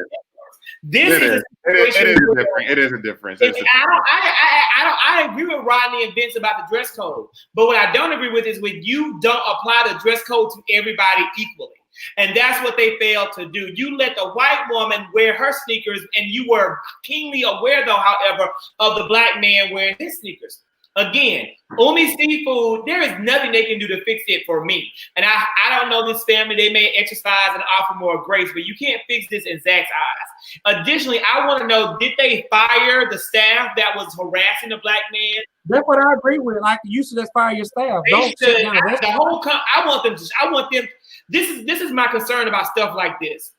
You put the black child in a monkey shirt, H&M, and then you go back and do diversity training. You kick the black men, you call a police officer on the black men in Starbucks sitting down to have a business meeting, and then you pull it back and do diversity training. The time to do diversity training is before the incident happens, to avoid it from happening. I have a question. Hold on, quick. So you're telling me that if you see an issue, like it never happened. So sometimes people are like, this don't notice things till things happen. So I can say I would apply a business who fixes something when something comes up. Now, what would make me question the business, they still let the same stuff go on. Like, right. You're not. Let me make it. I want you to think about this. You really think that Umi Sushi is fixing this because it happened? Or do you think they're fixing this because it has become a national viral issue? That is what I don't believe. These types of macro aggressions against black men and women and children happen every single day. And most of them just pack it up and walk out and deal with it. And they just accept it and they say, I'm never going to eat there again and move on with their lives. The only reason Umi Seafood is concerned about this is because it is a national issue and we have the power to shut them down because we do have capital in the culture, and we need to use it.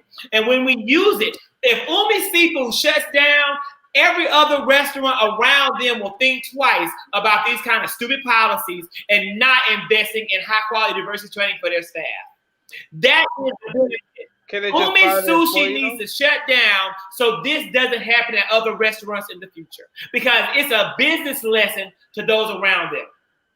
I mean, I think I don't agree with that. From both options. I know you don't. I need you to give us the reasons why you support Trump, because that's the last point. And I asked you in these chats 20 different times, why do you support Trump? And you ain't answered it. So we can't leave until you tell us why. Anybody who supports Donald Trump, give us 5 things that he has done for America. I need to know, and Matthew want to know too. I will answer the question. I will answer the question if I was voting for Trump, but I'm not. So, but tell us just 5 good things he's done. Give us 3 things he's done for America. Period. Oh, for America? 3. Okay, I'm gonna have to Google it.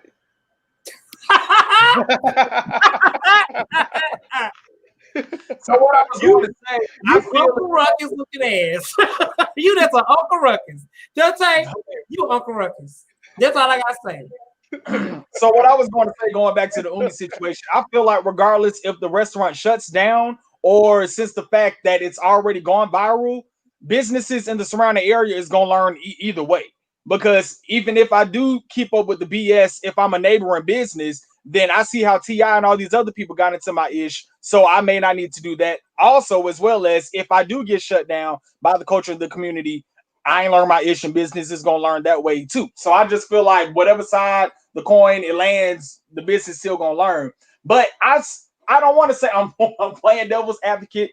But for me, like Zach, you're very adamant about saying that how African Americans, that we are 13% of the culture. And I feel like in the midst of this pandemic, with the racial unrest that we're in, even going back to Rodney's conversation with the woman in the Waffle House with the Trump mask on and stuff like that, there is an abundance of people, white people in America, that are completely blind and uneducated to how Black people are.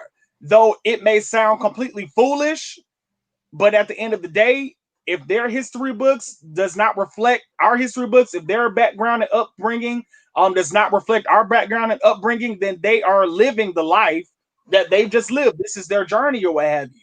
And so when you come to situations like this, where people possibly not speaking up for them, but if they are ignorant in a way that they may not know that this is how I should handle this type of situation, they may not know what a Karen is. They may not know when you see a big Black guy, what that means to somebody else. They may not know that. And I feel like for me, I had to remove that layer off of my eyes, because I thought so many people in America did know that, but a lot of people don't.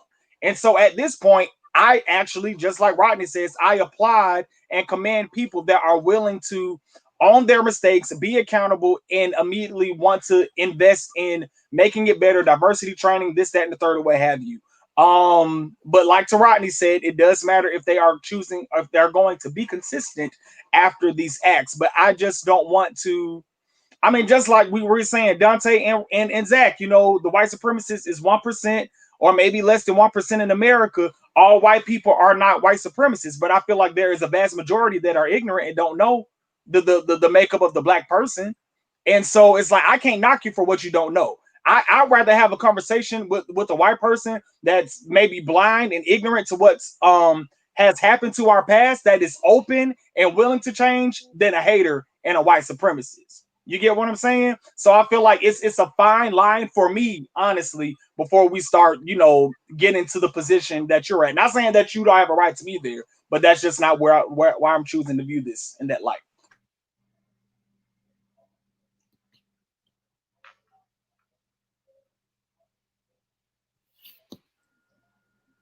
So all we have is our capital. We don't sit in the seats of power to disassemble systemic racism. We are the victims of systemic racism. We are the victims of this mistreatment. And Vince, it's good to give grace, but I'm telling you now, they didn't give grace to your ancestors when they hung up from the tree. They didn't give grace to this black man who just wanted to eat sushi after he's been eating there multiple times. And I bet they recognized him. I bet they knew him as a regular, but yet they're going to still kick him out and try to take away his dignity. So I'm not trying to educate these people at Umi Sushi. I think that if you have not learned your lesson by now, because don't think that God hasn't given them every chance to learn. They sat and watched the murder of George Floyd just like I watched the murder of George Floyd. They sat and watched what happened to Breonna Taylor like I watched what happened to Breonna Taylor. They have willfully chosen to remain ignorant, to be what they were when they kicked that man out. And to me, they deserve nothing but to lose their business. There have been you know what? We have lost a lot of businesses to COVID-19 during this pandemic. A lot of restaurants that I would eat at, places that I frequented, they're gone. They're no longer there. Actually, an Atlanta staple known as Mary Mac's Tea Room shut down and is now under a brand new owner. Somebody went in there and bought that restaurant. So who knows if this restaurant, one of the richest legacies in Atlanta, will ever be the same again.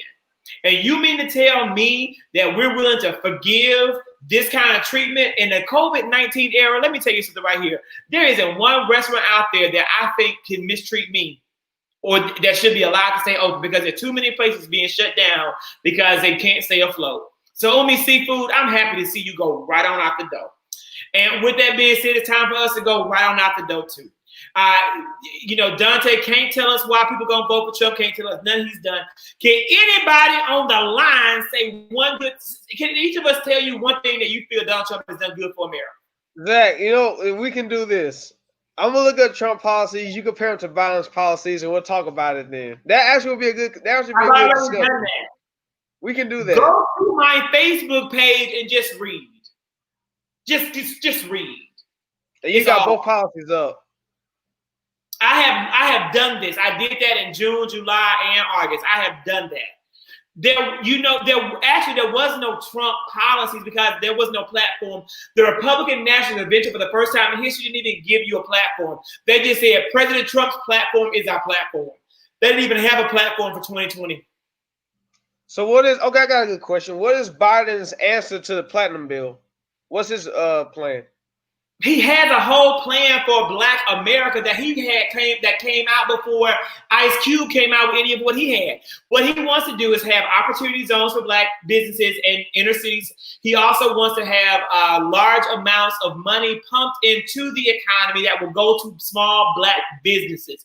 So he wants to earmark, I want to say it was about $51 billion in funds that will go to Black-owned businesses so that they can be economically viable and sustainable. He also wants to implement a minimum of $10,000 in loan forgiveness to free up income in Black households among Black people. It will benefit everybody, but we are the ones that have to carry the large amount of debt due to systemic racism because our parents were denied opportunities to be financially equitable and stable so that we don't have to pay those loans back. All of those are elements and things in Biden's plan for Black America. They've been there before anybody was even talking about it. He rolled this out way before. And so did Michael Bloomberg. And so Joe Biden worked with Bloomberg and he worked with Representative Jim Clyburn of South Carolina. Clyburn was a major architect of the bill. And he also implemented a 10-20-20 plan from Clyburn that's going to give money and support to lower income Black people, middle income Black people, and then Black business owners. So it's an extensive plan. It's a long plan. And I actually summarized it twice. There's a whole post about what will Joe Biden do for Black America, and there is even a little bitty image. I made like a picture. I made a picture because some people don't understand the words I write down. So I made a graphic that put it in the main points in a picture. So you can go to my page and you ought to post that page, post my picture of the Biden plan on your page and all your social media. So your friends. Right. You know what I'm gonna ask next, right? Keep asking. I have the I'm gonna ask next, right? Well, hold on. When him and Obama was in the office, why they didn't do all this? President I'm just asking a question. I'm asking a question. Hold on. Why did Trump do this for the past 3.5, 4 years straight out the Cubs? Why you gonna sit up here and wait in the event that you get a term that now you got a platinum plan for Black people? Why did you fly your ass down here to Atlanta to garner Black votes release this platinum plan, talk about anti-lynching and all this stuff. Then you get on this stage against Joe Biden and can't denounce white supremacy and don't see racism and tell people that are attacking black and brown people to stand down and stand by. And then you come out and talk to Lil Wayne and you want to endorse his platinum package. This joker don't care about no platinum package, because guess what? Let that man sign off on this platinum package. You think his base and his supporters gonna stand by him? If we only 13% of the country. That's the real gotcha. I know for a fact Trump platinum bill is BS. I know this for a fact. I'm not asking the question. When him and Obama was in office, why did they do all this for black people? That's all I'm simply asking. President Barack, one thing that President Obama was committed to doing was being a president for all people. And President Obama did things for the black community that he never even made known or stood in front of a podium and bragged about. President Obama gave more money to HBCUs than what Bush gave to HBCUs. President Obama created initiatives for black men to become educators, to get funding and training. He did all of those things, but he didn't get up on a podium and brag about helping my African American over there. He did these things, but because he was a black man who needed white people to vote for him, he couldn't brag about it. But he put in a number of initiatives. He also gave you more visibility. You have in the Trump administration, when you look at his administration, what do you see? A whole bunch of white men with one token sitting up there talking about, my name is Ben Carson and I'm over the public housing for Negroes. That's all you got. President Obama's cabinet was a rainbow coalition of people. He put the first transgender person of color and person period in a White House staff. He made consistent strides for all people. But let me tell you, I pulled up my picture. So you go to my page. See that right there, Dante? I made a picture just for you so you can understand Biden's plan for blacks. I'm going to read you. Oh, is that Kamala Harris, the woman that said she was Indian until she saw the girl and became black? You have no right. Your brother said he wasn't black on this live cast like 3 months ago. He was like, we ain't really black, Dante. That's what he said. But don't sit here. I was going to wear my brother's status. He doesn't speak for me.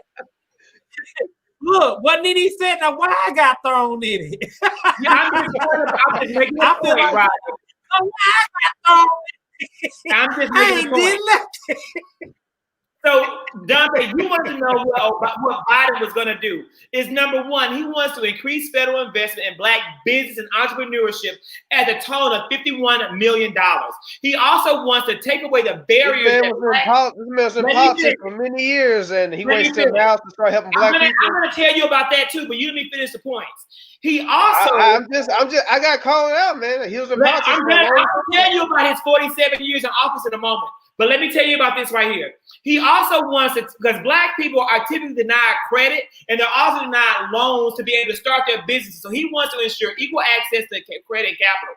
When Obama was in office, they had a whole entire department built around ensuring that equal and fair lending practices happen for black people. Trump took away that whole office in the very first term he was there. He also wanted to increase funding for minority business development agency budget that Donald Trump decimated. He wants to put that money back. That was also something that Obama started. He also wants to expand black home ownership by creating brand new tax credits, something that Obama did that Trump rolled back.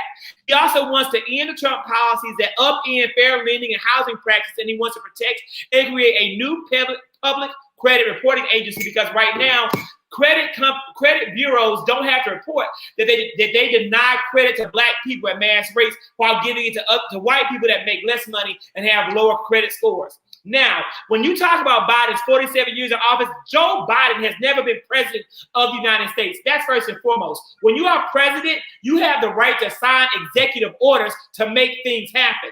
Donald Trump has never signed an executive order benefiting black people. President Barack Hussein Obama, however, signed a number of executive orders that benefited black people with Joe Biden right there beside him. So don't sit here and repeat these Fox News lies to me, because they're not Fox News talking points.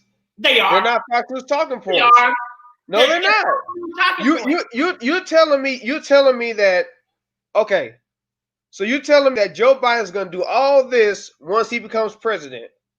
I'm saying this is Joe Biden's agenda.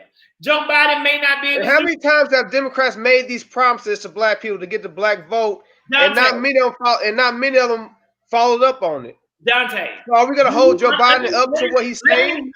That's what Ice Cube and 50 Cent said.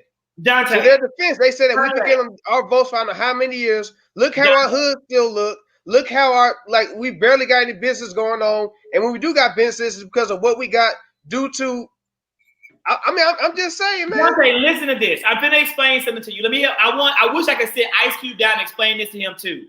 Dante, just because you are president, you are what's called an executive leader. You're the executive branch. You do not make the laws, you sign the laws. You are able to put in place executive orders, and that's what Obama did, but an executive order does not last. Clinton put in executive orders, so they were making life better for black people, but those things did not last because a Republican came behind them and undid the orders. The only way to bring about real lasting change is from what's called the legislative branch of government. That is the House of Representatives and the Senate. It is a check and balance. We have a Democratic-controlled House, but a Senate-controlled Senate. If you voted for Mike Espy in Mississippi and you get the racist little white lady who walks around wearing a Confederate battle suit out of office, maybe then we will have a Democratic House and a Democratic Senate, and they will pass laws that will make the life better for all minorities in America so Joe Biden can sign the laws and put them into action. That's how it works. The president doesn't wave a, here's my magic wand. And thank you. A dossier. The law is going to happen. It goes through a process. It's a process. I agree. And I feel like America, it's a process that he had 8 years. These people, he had 8 years. Let me say this. I just told you what they did, and Donald Trump changed it. He did these things. There was so much more he could have done that he didn't, though. But you got a Republican, but you're telling me to give the same chance we gave Obama, give the same chance to Biden. That's basically what you're saying. Hold on, but you got a Republican Senate that was going against the things that he was wanting to do. That's what Zach is trying to say. It is a whole process. People think the president is Lord and Savior Jesus Christ. The president is going to perform miracles on miracles with the magic wand and be Superman. That is not going to happen. Barack Obama had a lot of stuff, to your credit. He had a lot of things that he wanted to do and things that, so on and so forth. But when you got Mitch McConnell and a majority Republican Senate out of the 8 years he was in office, Mitch McConnell bragged and laughed, "Oh, I'm blocking everything that Obama gonna do." So when you pose the question, what is Obama and Biden gonna do, or what for black people, they couldn't do much because Republicans was not allowing that, and that's real. That's why somebody in the comments just said we have to vote locally. We put just like y'all put all this BS on the president, hold him in disregard, and rightfully so. And just like we do with these celebrities, don't nobody show up and want to call the governor. Don't nobody, you talking about the hood, call your mayor. What's your mayor doing for your hood? Right. Not a damn thing. I'm gonna say this. I do agree with you. I truly feel like I'm more of becoming independent because I do feel like Democrats has had black people for a long time, and I don't really feel like we are a necessity to a certain extent. However, the reason why I voted for Biden because I don't want to deal with Trump ass no more. Trump ass is crazy. He needs to go. But do I want to hold the Democratic Party accountable just like the Republican Party? Hell yeah. And if you're not going to trains, I don't feel like I need to vote for you because I feel like we are left on the back burner to a lot of stuff. Hood looks the same since 1960. Has nothing changed about now Gulfport. Dante, stop saying about Trump when you don't know nothing he's done. Stop it. Just stop. I'm asking questions about Joe Biden. I'm not taking up for Trump. You don't know what Obama's done. You don't know what Biden's done. Okay. Listen. Okay, here. Okay. I am a voter asking to be educated on what they did. That's what I'm asking. And you basically telling me that they couldn't do nothing because of Mitch McConnell because they didn't have Senate. Okay, so if Biden wins and this be the same situation, then what then? That's why everybody is putting their power on flip the Senate, flip the Senate, flip the Senate. Okay, but if that doesn't happen, then what? Then what? But that's like we'll be in the same situation. It is time for me to watch the 11 o'clock news. I need to go and watch Davida Moore and that man who I don't like from Miami. I don't like that man. I don't like that man from Miami because he never posted about Black Lives Matter. And I questioned him about that. I don't like him, but I'm still watching him because of Davida Moore. But I'm on the verge of cutting him off too. That's funny. Dante, I feel Dante, you are asking valid questions because a lot of Americans are probably inquiring the same. However, on the other side of the token, I feel like we have to do our due diligence in educating ourselves on the reason why stuff didn't pan out the way that we thought, or the way we think. I'm asking questions on behalf of those that feel wishy-washy between Biden and Trump. Because y'all said why are black people voting for Trump? But you know what? And I'm telling y'all why. This is how some of them feel. They feel like they've been left behind. They feel like they've been forgotten. They feel like that they like people say. Like people really are saying, we've been voting for Democrats for how long, and what do we have to show for it, is what I'm saying. So you got black people that feel that way. They're not wrong for feeling that way. And y'all saying that, they're crazy, they're ignorant. It's like, no, some have a right to feel that way. I'm going to tonight, while I'm watching Davida Moore, I'm going to sit down, I'm going to go back to my Facebook, I'm going to repost about what has the Democratic Party done for Black America. I got you. I will write that and I will tag you in it. And I'm going to let you see tonight what Obama has done and what the Democratic Party has done. Because when you say things, when black people say the Democrats haven't done that for black people, and the majority of black people are Democrats, you are really insulting your own black leaders. That's the level of ignorance that people don't even get and see. So we want to say that we think that a white man who hates us like Donald Trump and his supporters will do more for us than our own people. I'm not putting faith in him, though. I'm not putting faith in him. Bottoms is black. Mike Espy is black. And Benny Thompson is black. These are black leaders in Mississippi. And you think that they haven't done anything for black people? You child, go back and re-elect Haley Barbour. I'm tired. Good night. Dig Trenton Lott out about the grave. You Google. If you don't know who he is, y'all Google Haley Barbour and you Google Trenton Lott. Dig him up out the grave. Hilarious.